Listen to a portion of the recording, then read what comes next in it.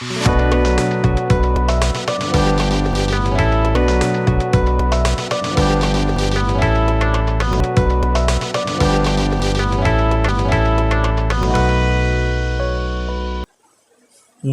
is a surveillance tool and you just should stop using it. कौन कह सकता है, कौन इतनी बड़ी हिम्मत कर सकता है कि फेसबुक जैसी कंपनी के ऊपर जिसकी व्हाट्सएप एक कंपनी है जिन्होंने टेक ओवर कर लिया था व्हाट्सएप को, उसके ऊपर सीधा एलिगेशन लगा दे कि व्हाट्सएप आपकी जासूसी कर रहा है। कर सकता है हिम्मत कोई? एक ही बिजनेस में रह के दूसरे के ऊपर कोई आरोप नहीं लगाता। हम तो भैया नहीं कर सकते ये आरोप। दोस्तों फिर कौन कर सकता है? देखते हैं आगे। आज बड़ी इंटरेस्टिंग स्टोरी मैं लेके आया हूं आपके लिए। व्हाट्सएप के ऊपर आरोप लगाया है। किसने लगाया है? ये दो भाई, इन दो भाइयों ने लगाया है आरोप, निकोली ध्रुव और पावेल ध्रुव। कौन है ये? इतनी हिम्मत जो कर सकते हैं।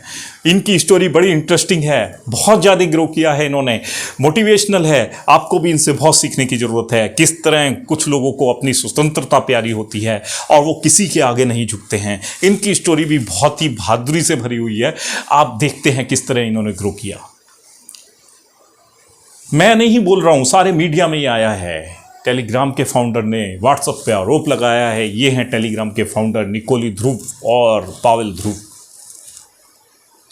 दोनों भाई हैं, रसिया में रहते हैं। देखते हैं इनका आगे का स्टोरी क्या है। इस तरीके से ये पूरा मीडिया में छाया हुआ था। व्हाट्सएप के ऊपर इतने आरोप लगे हैं, पहले भी लगते रहे हैं। End to end encrypt message आता रहता है, वो व्हाट्सएप को सफाई बार बार देनी पड़ती है। लेकिन ये भी सत्य है कि अगेन एंड अगेन उसके ऊपर इस तरीके के सर्विलांस के और डेटा शेयरिंग के आरोप भी लगते रहे हैं। देखते हैं क्या हुआ है।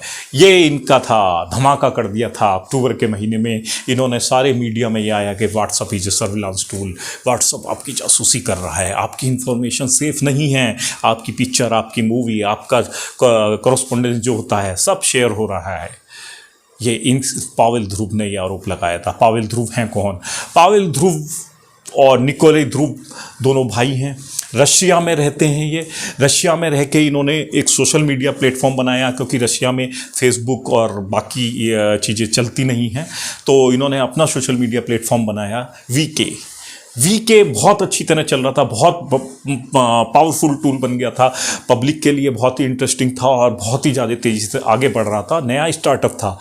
लेकिन होता क्या है, सरकार के खिलाफ उसमें बातें शुरू हो गई, कॉन्स्पिरेसी शुरू हो गई, विपक्ष से रिलेटेड सरकार को वो बातें अच्छी नहीं लगी, पुतिन को वो बातें अच्छी नहीं लगी। उन्होंने इन भाइयों से कहा कि मेरे विरोध में जो भी बातें इसमें चल रही हैं उसे इसमें से मिटा दिया जाए। तो दोनों भाइयों ने कहा ठीक है, कुछ समय दीजिए। समय लिया सोचने के लिए कि मिटाना है या नहीं मिटाना है। सोचिए क्या हुआ होगा।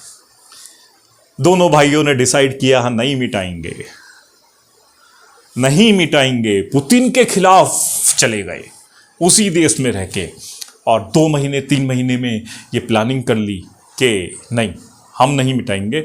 वहाँ से उड़ के पूरा तामझाम वहाँ से लेके अंदर ही अंदर कुछ बड़ा प्लान कर लिया और एक कैरिबियाई द्वीप है उस पे जाके सेटल हो गए।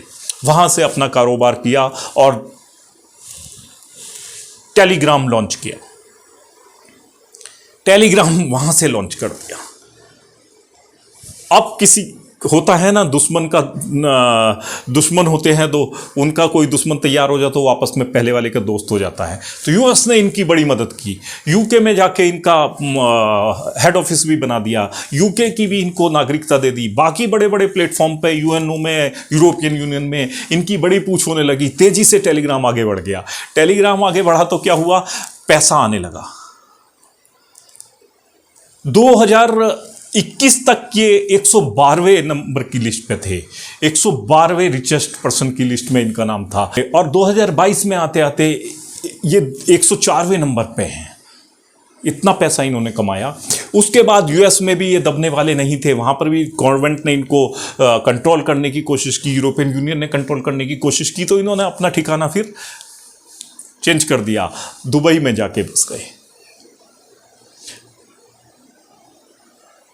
आज टेलीग्राम की वर्थ $15.1 बिलियन की है। 104 नंबर पे ये लोग आते हैं। तो 15 साल में ये मतलब बड़ा इनका कारनामा रहा। दुबई से ऑपरेट करते हैं और पूरे वर्ल्ड में आपने देखा ही है टेलीग्राम कितनी तेज़ी से फेमस होता चला जा रहा है। ये है वीके, जो रसिया में चलता था, लेकिन बाद में हुआ क्या कि इन्होंने इसको इस पे से इंफॉर्मेशन हटाने को मना कर दिया और वहाँ से अपना तामझाम लेके कैरिबियन द्वीप पे चले गए। लेकिन इसके पीछे भी एक वेल प्लान था ये, क्योंकि था नया स्टार्टअप, इन्वेस्टमेंट था। उन्होंने सोचा इसको यहीं छोड़ देते हैं, अपना नया सेटअप कर लेते हैं, इसे लॉस में जाने दो, स्टार्टअप का पैसा भी नहीं देना पड़ेगा। ये इसके पीछे का प्लान था। 2013 में वो उड़ के अपना टेलीग्राम बना लिया उन्होंने। रशिया पूरा मतलब पुतिन के खिलाफ जाके, आप देखिए पुतिन के खिलाफ जाके उसी कंट्री में कोई कुछ कर सकता है, लेकिन भाइयों ने किया। होता है कुछ लोगों को अपनी स्वतंत्रता प्यारी होती है, इसी तरीके की आज़ादी प्यारी होती है, और वो कहीं हार नहीं मानते, अपने बल पे काम करते हैं और आगे बढ़ते चले जाते हैं।